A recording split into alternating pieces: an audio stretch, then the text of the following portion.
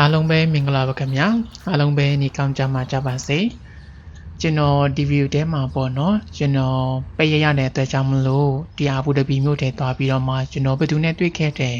ဘာတွေစားခဲ့တယ်ပြီးတော့မှဘာတွေလုပ်ခဲ့တယ်ဆိုတာနဲ့ပတ်သက်ပြီးတော့မှဝေမျှပြီးသွားမှာပဲဖြစ်ပါတယ်အခုလောလောဆယ်ကျွန်တော်ကဒီအာဘူဒဘီမြို့ 5 star hotel reception မှာအဲ့ကျိုဌာနမှာပေါ့နော်အလလုံးနေပါတယ်ခင်ဗျာဒီတစ်ပတ်ပရရဲ့ခါကျတော့ကျွန်တော်ကဒီ Yes Island ကနေပြီးတော့မှအာဘူဒဘီမြို့ထဲကိုသွားတိုင်းပေါ့နော်ကားစီတော့ရပါတယ်ကားစီကကျတော့ဘယ်လောက်ကြာလဲဆိုတာကျွန်တော်နိုင်ဝက်တော့မဟုတ်ပေါ့နော်မိနစ်40လောက်ကြာတတ်ပါတယ်ခင်ဗျာကျွန်တော်ဒီနေ့လည်ပိန်သွားရင်တော့လူတွေကအယမ်းမများဘူးပေါ့နော်ဒါပေမဲ့ရုံသက်ချိန်ရုံစင်းချိန်နဲ့ဒီအာဘူဒဘီမြို့ထဲကိုသွားရင်တော့ထိန်ကုန်မရတာများပြီးတော့မှမတည့်ရသွားရတာအရန်များခဲ့ပါတယ်ဒါကြောင့်မလို့ကျွန်တော်ပိတ်ရက်မှာပေါ့နော်ဒီမနက်ပိုင်းပေါ့နော်နည်းနည်းစောစောသွားပြီးတော့မှဒီအာဘူဒဘီမြို့ထဲကိုလာခဲ့တာပဲဖြစ်ပါတယ်ခင်ဗျာအဝေးကနေမိုးမျှော်တိတ်ကိုစတင်ပြီးတော့မှတွေ့ရတာကဆိုအဲ့ဒါကအာဘူဒဘီမြို့ပဲဖြစ်ပါတယ်ခင်ဗျာ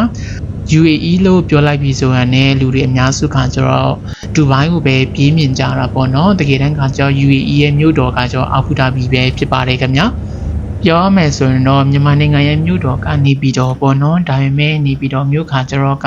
ရန်ကုန်လောက်တော့မစီပေါ့နော်ရန်ကုန်ကဒီမြန်မာနိုင်ငံမှာဆိုအစီဆုံးလို့ပဲပြောရမှာပေါ့နော်အဲ့လိုမျိုးပုံစံပဲဒီ UAE မှာဆိုရင်ဒူဘိုင်းကအစီဆုံးဖြစ်ပြီးတော့မှဒီ UAE ရဲ့မြို့တော်ဖြစ်တဲ့အာဘူဒါဘီခါကျတော့အရန်မစီနေပေါ့နော်ဒါပေမဲ့ကျွန်တော်အခုလောလောဆယ်လုပ်နေတဲ့ခါကျတော့ UAE မြို့တော်အာဘူဒါဘီမြို့မှာလုပ်နေပါတယ်ခင်ဗျာအခုကကျွန်တော်တငယ်ချင်းနဲ့shopping ထွက်လိုက်ပါဦးမယ်ခင်ဗျာ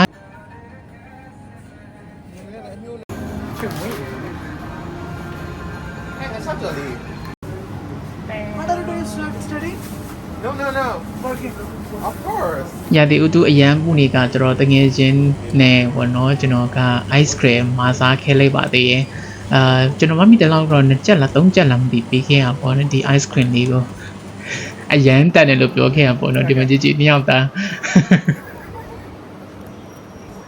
တငယ်ချင်းနဲ့အတူတူ shopping ထိုက်ပြီးတော့မှသူ့ရဲ့အဆောင်ကိုပေါ့နော်သူကိုယ်တိုင်ကပဲကျွန်တော်ကိုသမီးဟင်းချက်ကျွေးခဲ့ပါတယ်အဲ့ဒီနေ့တုန်းကကျတော့သူကကျွန်တော်ကိုဘာဟင်းချက်ကျွေးနေဆိုခါကျတော့က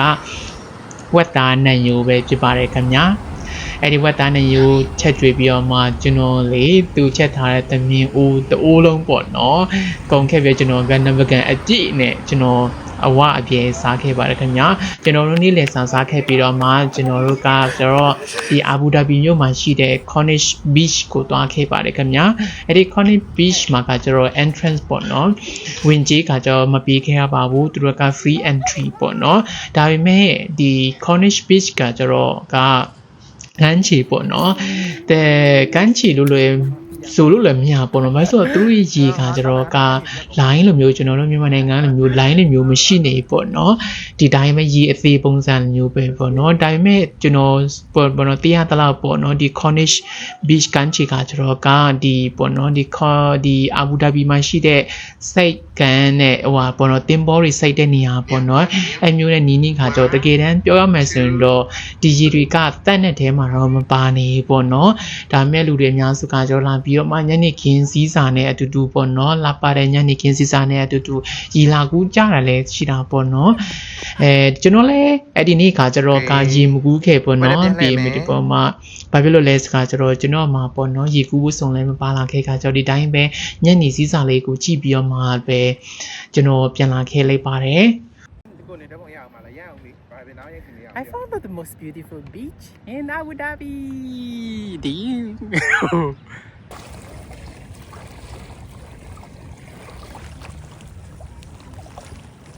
Cornish Beach မှာနောက်ထပ်ပေါ့နော်ကောင်းတဲ့တစ်ခုကပါလဲဆိုကြတော့ဒီ Cornish Beach နဲ့ဘေးနားမှာဆိုရင်လေရှောက်လန်းကအရှိ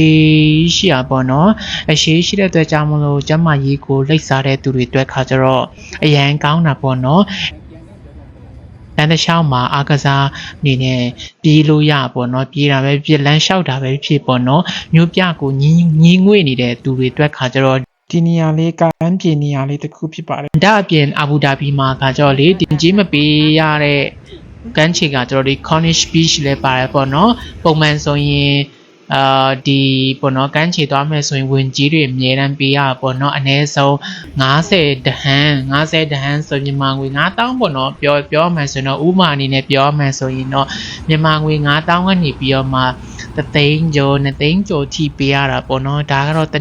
ရက်တာပဲပေးရပေါ့နော်ကမ်းခြေတကယ်လို့များကိုကကမ်းခြေသွားခြင်းတော့တကယ်လို့များကိုကပိတ်ဆန်လည်းမသုံးချင်ဘူးမဖြုံးချင်ဘူးဆိုရင်တော့ဒီ Cornish Beach နာသွားလေဖို့ကကြောင့်အသင့်တော်ဆုံးလို့ကျွန်တော်ဖက်နေပြီးတော့မှမြင်နေပေါ့နော်အားကစားလုံးမလားဒါမှမဟုတ်ညနေစည်းစာကိုအားရပါရပေါ့နော်ကြည်ထိန်ပြီးတော့ငေးပြီးတော့ကြီးနေမလားပေါ့နော်ဒါအပြင်လမ်းလျှောက်နေပြီးနောက်မှလည်းထိန်ကုန်လည်းရှိနေခါဆိုတော့ကိုပေါ့နော်အစားတောက်လေးကိုယူလာပြီးတော့မတငယ်ချင်းနဲ့စကားရီဖောင်ဖွဲ့ပြီးတော့မှနေဝင်စည်းစာကိုကြည့်ပြီးတော့မှကိုယ့်ရဲ့ပေါ့နော်